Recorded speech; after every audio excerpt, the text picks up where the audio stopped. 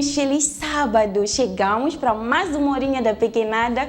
Como sempre dizemos que nunca vamos deixar os menininhos sem nada para fazer e sem a mensagem de Deus, que é o mais importante. Por isso estamos aqui para mais uma horinha da pequenada.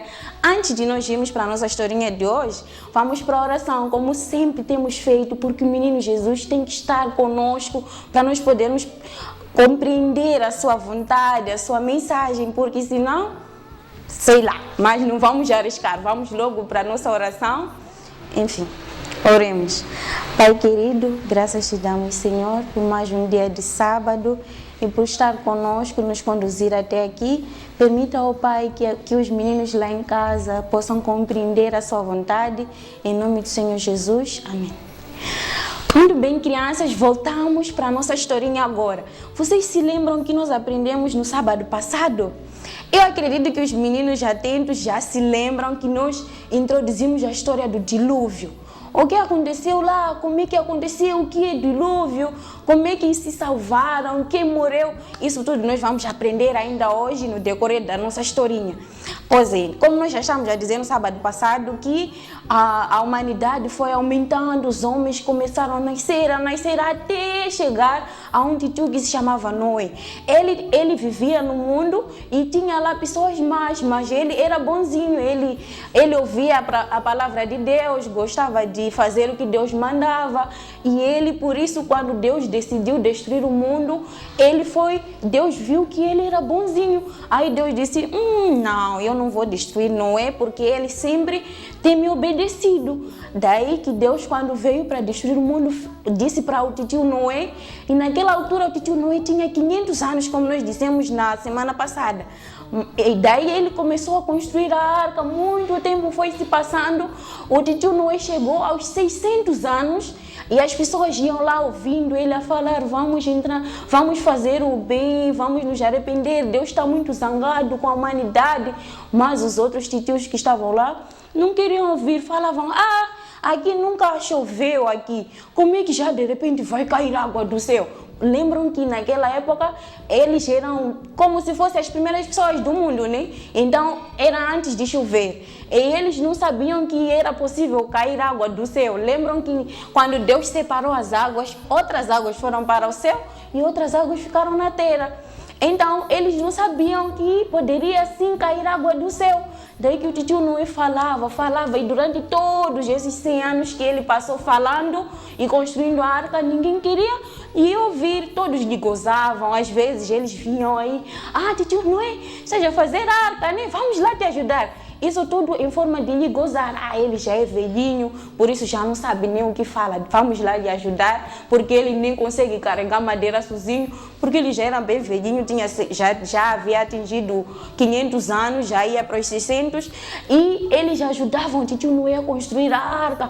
E aí o tio Noé, quando terminou a construção da arca, depois de algum tempo, Deus disse, entre na arca. Aí o tio Noé entrou na arca com a sua família, eram 8 pessoas. O tio Noé, os seus 3 filhos, que eram Sem, Cã e Jafé, e as esposas dos filhos, e a esposa do tio Noé. Aí eles entraram na arca com todos aqueles animais que Deus havia dito, que eram 2 pares de animais impuros, que não se podem comer, e 7 pares de animais que se poderiam comer. E todos os tipos de aves também o tio Noé deveria levar 2 pares. Aí todos entraram na arca. Quando entraram na arca, eles já estavam lá dentro, a porta estava aberta e de repente o anjo do Senhor fechou a arca. Daí, quando fechou a arca, passaram-se 7 dias enquanto eles estavam aí dentro.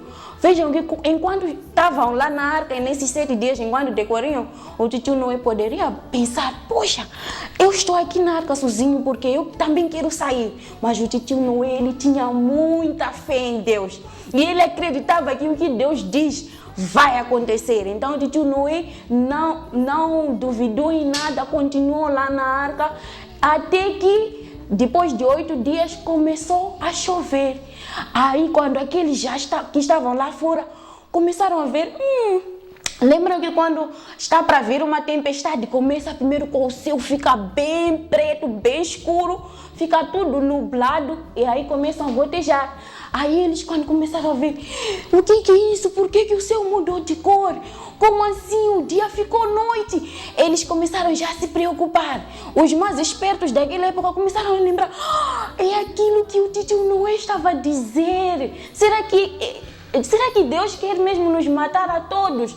Aí eles começaram a correr de um lado para outro e viam que quando o céu estava a escurecer e a chuva começava a cair e eles corriam de um lado para outro a procurar abrigo, nenhuma casa poderia dar abrigo porque começou a chover com umas gotas bem grandes. Só você ser tocado antes já sentia dor com aquela gota. Aí começou a chover, choveu, 40 dias e 40 noites já chover. Todas as montanhas, eles olhavam, poxa, ainda tem aquela montanha, vamos subir naquela montanha. Subiam até na montanha, ao chegar lá em cima da montanha, as águas chegavam na montanha, destruíam a montanha. Outros se amarravam em cima de animais. Esse animal é grande, vai poder correr, não sei. Chegava o animal e todos eles começaram a ser consumidos pela água. E todas aquelas árvores grandes que eles viam, aí tudo aquilo foi consumido pela água e só restou a arca do tio Noé. Eles quando viam, poxa, a arca não está a ser abatida pela água, tentaram bater com ferro, com pedra. Aquela arca era a prova de tudo, nada poderia furar. Porque Deus já havia mandado o tio Noé pôr a melhor madeira aí e aquela porta não se abria, mesmo se o tio Noé tivesse pena, o tio Noé não poderia abrir, porque não foi ele que fechou a arca. Aí eles começaram a chorar. Todo mundo acabou desaparecendo naquela água. Daí quando se passou já muito tempo, quase 150 dias, quando passou esse tempo todo, daí quando o tio Noé abriu a janela da arca, abriu para ver o que estava a acontecer. Esses dias que se passaram já eram dias em que a chuva havia parado. Depois de 40 dias a chuva parou, mas ainda havia água por toda a terra. Aí o tio Noé abriu para ver o que estava a acontecer. Quando olhou, só tinha águas em toda a parte. O tio Noé esperou uma semana, mandou um corvo. Lembra do corvo, aquele pássaro aí meio pretinho assim? Aí o tio Noé mandou aquele corvo, porque ele sabia, o tio Noé era bem inteligente, ele dizia, se esse corvo não voltar, ou se tem algum outro sinal bom lá fora, esse corvo ou não vai voltar, ou vai me mostrar o que tem lá fora. Aí o corvo foi, não encontrou lugar de repousar, o corvo voltou para a arca. Depois disso, o tio Noé esperou mais 7 dias, uma semana. Daí, quando as águas já estavam a baixar, o tio Noé abriu novamente a janelinha da arca e mandou lá uma pomba.